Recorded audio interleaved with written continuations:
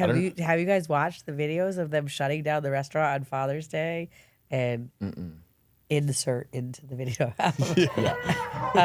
They on Father's Day and on other Fridays and Saturday nights, but Father's Day was the most notable financial impact on us. They fully came into the restaurant and cleared the whole restaurant. Every single guest left the restaurant. No way. And I had to send my staff home. But I have one friend, and she's got 4 or 5 kids, and at least 3 of them have special needs. 2 are with autism and 1 that has Down syndrome. And they're all on very specific diets.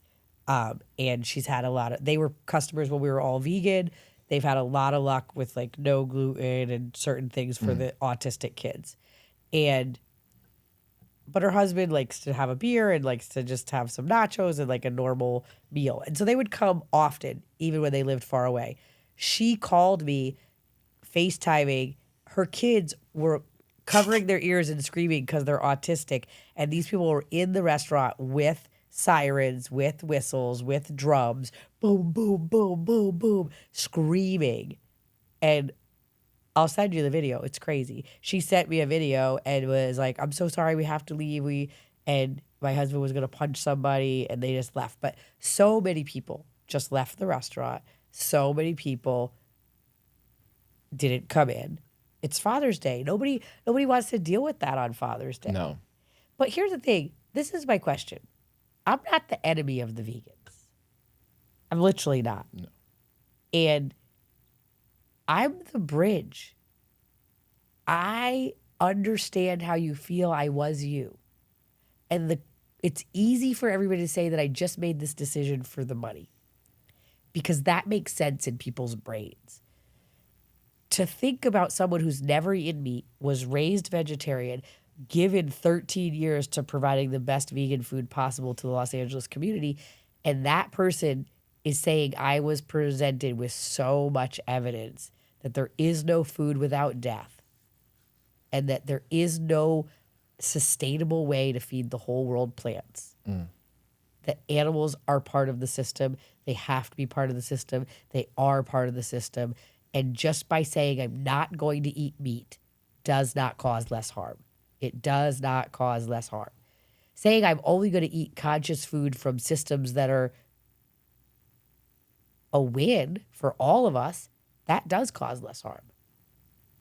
It's not, I made my ingredients way more expensive, supply chains way more expensive, having to pay vendors up front because I can't just get it from Cisco and get net 30. I have to get a pallet delivered and store it and buy freezers. Like, nothing about this was easy.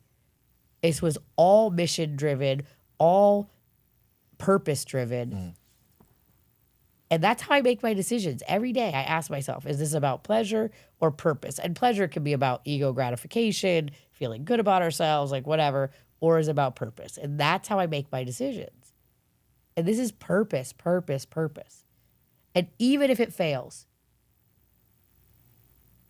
I'm spreading the message of regenerative agriculture.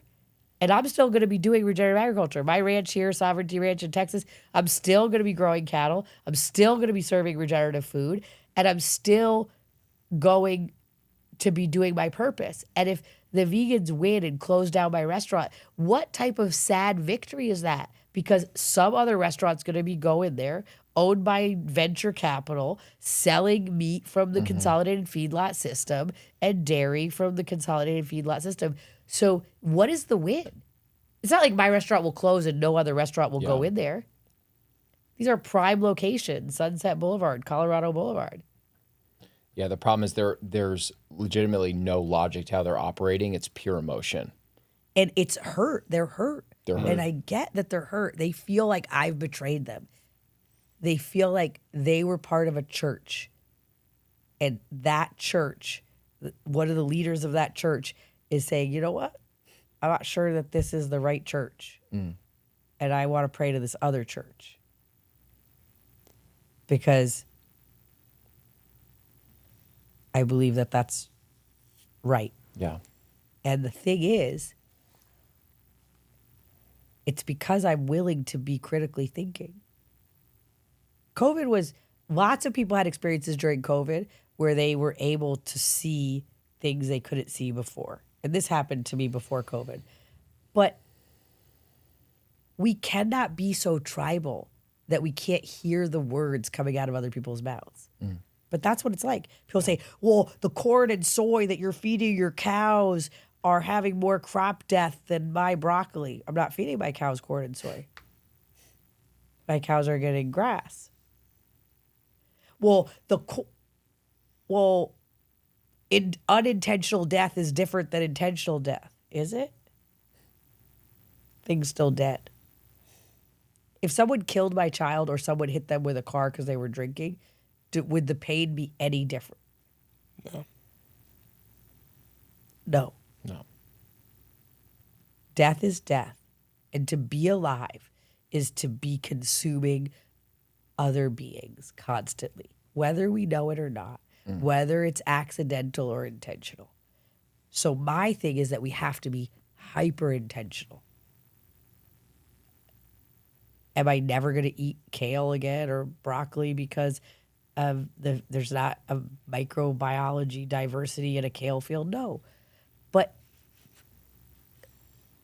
the idea that if 100% of your calories come from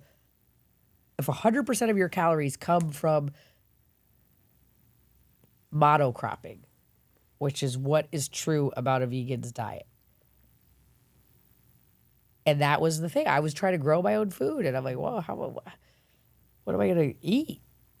I can't just eat tomatoes and cucumbers all day long. This is going to be a lot of tomatoes and cucumbers.